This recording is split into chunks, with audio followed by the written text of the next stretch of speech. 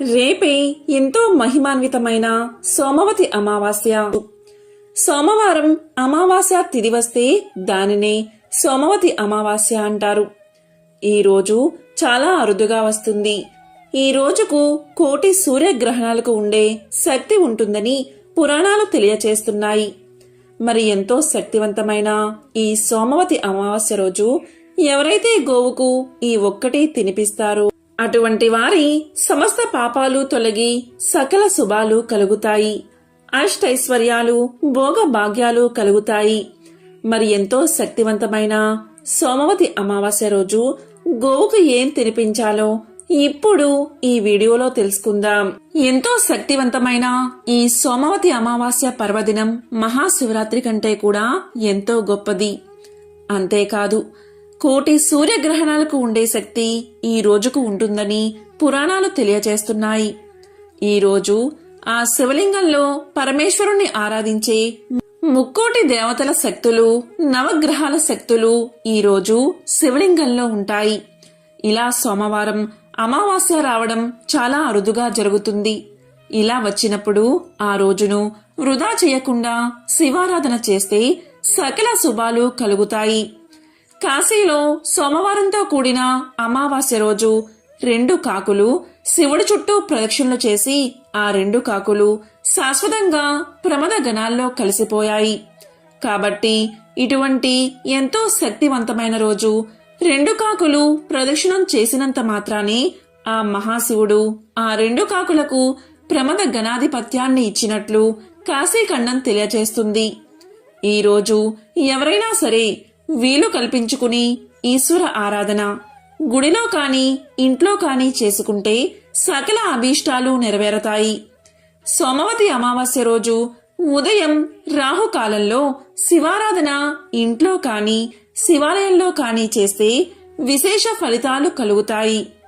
ఈ రోజు రాహుకాలం సమయంలో బిల్వ పత్రాలను అంటే మారేడు దళాలను మహాశివయ్యకు సమర్పిస్తే అఖండ ఐశ్వర్యం ప్రాప్తిస్తుంది. ఈ రోజు రాహుకాలం వచ్చేసి అంటే సోమవతి అమావాస్య రోజు రాహుకాలం వచ్చేసి ఉదయం 8:08 నుండి 9:35 వరకు ఉంది. ఈ సమయంలో శివారాధన చేయడం వల్ల ఎన్నో విశేషమైన ఫలితాలు కలుగుతాయని శివ పురాణంలో రుద్రకాండంలో ఈ పర్వదినం గొప్పతనం గురించి ఇలా వివరించడం జరిగింది. ఒక అర్చకుడు ఈ పర్వదినం రోజు శివలింగం మీద ఒక మారేడు దళాన్ని ఉంచుతాడు. ఆ మారేడు దళం కింద ఒక చీమ ఉంది. ఈ విధంగా మారేడు దళంలో ఉన్న ఆ చీమ శివలింగం మీద నుండి పానపట్టంపై పడింది. అది తెలియకనే కంగారుగా పానపట్టం చుట్టూ తిరగసాగింది. అలా తెలియక సోమవతి అమావాస్య రోజు ఒక్కసారి ప్రదక్షిణం చేసిన పుణ్యానికి ఆ మహాశివుడు ఎంతో సంతోషించి ఆ చీమకు మానవ జన్మను ప్రసాదించి వచ్చే జన్మలో కాశీ మహారాజువు అవుతావని వరాన్ని ప్రసాదించాడు. అలా ఆ చీమ తర్వాత జన్మలో కాశీ పట్టణానికి మహారాజు అయ్యాడు. కాబట్టి సోమవతి అమావాస్య రోజు తెలియక చీమ ఒక్కసారి శివలింగం చుట్టూ తిరిగినంతనే అంతటి పుణ్యాన్ని ఆ మహాశివయ్య ఆ చీమకు ప్రసాదించాడు. అంతటి శక్తి ఈ సోమవతి అమావాస్యకు ఉంది. ఇక ఈ రోజు ఎవరైతే దీపస్తంభం పూజ చేస్తారో అలాంటి ఇంట్లో లక్ష్మీదేవి స్థిర నివాసాన్ని ఏర్పాటు చేసుకుంటుంది. ఈ రోజు మనం వెలిగించే దీపానికి పూజ చేయడమే దీపస్తంభ పూజ. ఈ రోజు ఉదయమే స్నానం చేసి పూజా మందిరంలో వరిపిండితో ముగ్గు వెయ్యాలి. ఆ ముగ్గు మీద కొంచెం పసుపు కుంకుమ చల్లాలి. దానిపై మీరు వెలిగించే ప్రమిదను ఉంచాలి. ఆ ప్రమిదకు కుంకుమతో గంధంతో బొట్లు పెట్టాలి. ఇక ఆ ప్రమిదిలో నువ్వుల నూనె కాని ఆవు నెయ్యి కాని పోసి 3 వత్తులను విడివిడిగా గాని లేదా 5 వత్తులను విడివిడిగా గాని వేసి దీపాన్ని వెలిగించాలి. అలా వెలిగించిన దీపానికి అక్షింతలతో పుష్పాలతో పూజ చేస్తూ లక్ష్మీ అష్టోత్తరాన్ని చదవాలి. ఏదైనా తీపి పదార్థాన్ని ఆ దీపానికి నైవేద్యంగా పెట్టాలి. దీనినే దీపస్తంభ పూజ అంటారు. ఇలా ఈరోజు ఎవరైతే ఉదయం చేస్తారో ఆ ఇంట్లో లక్ష్మీదేవి ఎల్లప్పుడూ ఉండి సిరుల వర్షాన్ని కురిపిస్తుంది. ఇలా ఉదయం పూట చేసి సాయంత్రం మీ ఇంటి సింహద్వారానికి ఇరువైపులా 2 దీపాలను వెలిగించాలి. ఈ రోజు ఈ విధంగా చేస్తే ఆ ఇల్లు అష్ట ఐశ్వర్యాలతో తులతూగుతుంది. ఇక సోమవతి అమావాస్య రోజు ఆడవారు తప్పనిసరిగా రావి చెట్టు దగ్గరకు వెళ్లి దీపారాధన చేసి రావి చెట్టు చుట్టూ 108 లేదా 21 సార్లు ప్రదక్షిణ చెయ్యండి. ఇలా ఈరోజు ఎవరైతే చేస్తారో వారికి సంతాన ప్రాప్తి కలుగుతుంది, అఖండ ఐశ్వర్యం కలుగుతుంది. ఈ రోజు ప్రతి ఒక్కరూ కూడా ఇంటి సింహద్వారానికి 5 వేప కొమ్ములను తెచ్చి పసుపుతో దారంతో కట్టి దానిని సింహద్వారానికి ఇరువైపులా కట్టాలి. ఇలా ఈ రోజు చేస్తే ఆర్థిక ఇబ్బందులు, అనారోగ్య సమస్యలు, వాస్తు దోషాలు, చికాకులు మొత్తం తొలగిపోతాయి.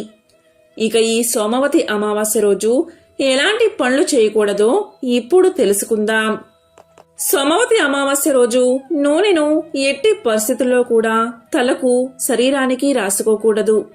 ఈ రోజు నూనె పెట్టుకోవడం అశుభంగా భావిస్తారు. ఈ రోజు భార్యాభర్తలు బ్రహ్మచర్యాన్ని పాటించాలి. దీన్ని పాటించకపోతే పుట్టబోయే సంతానానికి జీవితాంతం సుఖం ఉండదని గరుడ పురాణం తెలియచేస్తుంది.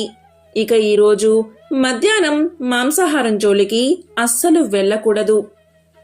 జగన్మాత శ్రీ ఆది పరాశక్తి అయిన శ్రీ లలితాంబికాదేవి ఈ లోకంలో 4 రూపాల్లో ఉంటుంది. మొదటి రూపం జనక మాతగా, అంటే మనకు జన్మనిచ్చిన తల్లి రూపంలో. రెండవ రూపం గోమాతగా, మూడవ రూపం భూమాతగా, అంటే భూదేవిగా, 4వ రూపం శ్రీమాతగా, అంటే దేవాలయంలోని అమ్మవారిగా. మనకు కష్టాలు, బాధలు వచ్చినప్పుడు వాటిని తొలగించడానికి అమ్మవారు ఈ 4 రూపాలలో మనతో పాటు మన మధ్యనే ఉండి మనల్ని ఎల్లప్పుడూ కాపాడుతూ ఉంటుంది. జగన్మాత శ్రీ ఆది పరాశక్తి లలితాంబికాదేవి యొక్క 1000 నామాలలో గోమాత అనే పేరు కూడా ఉంది. అంటే ఆమె సాక్షాత్తు గోమాత, పరదేవతయే. అంటే ఆది పరాశక్తి శ్రీ లలితాంబికాదేవి గోమాత యొక్క స్వరూపం. గోమాతలో 33 కోట్ల దేవతలు ఉంటారు.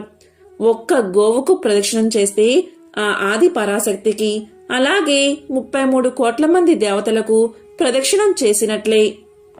గర్భగుడిలోని దేవుడి విగ్రహాన్ని తాకి మన చేతులతో అలంకరణ చేయడానికి అనుమతించరు. కాని మనం గోవుకు అలంకరణ చేస్తే సాక్షాత్తు ఆ ఆది పరాశక్తికి అలంకరణ చేసినట్లే. గోవు మరియు దూడ నేల మీద నడిచి వెళ్తుంటే వాటి వెనుకాలే మనం నడిచినప్పుడు వాటి కాలి నుండి లేచిన మట్టి మన మీద పడితే మనం గంగా స్నానం చేసినట్లు అవుతుందని పురాణాలు చెబుతున్నాయి. ఈ పవిత్రత ఒక్క గోవుకు మాత్రమే ఉంది. ఇక సోమవతి అమావాస్య రోజు గోవును ఇలా పూజిస్తే సకల శుభాలు కలుగుతాయి. గోవు నుదురు, కొమ్ముల భాగంలో శివుడు కొలువుతీరి ఉంటాడు. అందువల్ల కొమ్ములపై చల్లిన నీరు జాలువారుతుంటే వాటిని చేతితో పట్టుకుని శిరస్సుపై చల్లుకుంటే త్రివేణి సంగమంలోని నీటిని శిరస్సుపై చల్లుకున్నంత ఫలితం లభిస్తుందని పురాణాలు తెలియచేస్తున్నాయి. గోవు నాసిక భాగంలో సుబ్రహ్మణ్యుడు ఉంటాడు. అందుకు నాసికను పూజిస్తే సంతాన నష్టం ఉండదు. అలాగే గోవు చెవుల వద్ద అశ్విని దేవతలు ఉంటారు. అక్కడ పూజిస్తే సమస్త రోగాల నుండి విముక్తి లభిస్తుంది. అలాగే గోవు కనుల వద్ద సూర్య చంద్రులు ఉంటారు. కాబట్టి వాటిని పూజిస్తే అజ్ఞానం అనే చీకటి నశించి జ్ఞానకాంతి, సకల సంపదలు కలుగుతాయి. ఆవు నాలుకపై వరుణదేవుడు ఉండడం వల్ల అక్కడ పూజిస్తే వెంటనే సంతానం కలుగుతుంది. ఆవు పెదవుల్లో ప్రాతః సంధ్యాది దేవతలు ఉంటారు. వాటిని పూజిస్తే పాపాలన్నీ నశిస్తాయి. అలాగే ఆవు చెక్కిళ్లలో కుడివైపు యముడు, ఎడమవైపు ధర్మదేవతలు ఉంటారు. కాబట్టి వాటిని పూజిస్తే యమబాధలు ఉండవు, పుణ్యలోక ప్రాప్తి కలుగుతుంది. ఆవు పొదుగులో 4 పురుషార్థాలు ఉంటాయి కనుక అక్కడ పూజిస్తే ధర్మార్థ, కామ మోక్షాలు కలుగుతాయి. ఆవు గిట్టల చివర నాగదేవతలు ఉంటారు. కాబట్టి అక్కడ పూజిస్తే భూమిపై నాగపాముల భయం ఉండదు. ఇంకా సోమవతి అమావాస్య రోజు గోవుకు ఎవరైతే పచ్చగడ్డిని పెట్టి నీటిని తాగిస్తారో వారికి 33 కోట్ల దేవతల ఆశీర్వాదం వెంటనే కలుగుతుంది. సాధారణంగా సకల దేవతలను ఒకేసారి సంతృప్తి పరచడం చాలా కష్టం. కానీ ఇటువంటి శక్తివంతమైన సోమవతి అమావాస్య రోజు మీరు గోవుకు ఇలా ఆహారాన్ని పెట్టి ప్రదక్షిణ చేస్తే చాలు, సకల దేవతల ఆశీర్వాదం మీకు కలుగుతుంది. ఓం నమః శివాయ.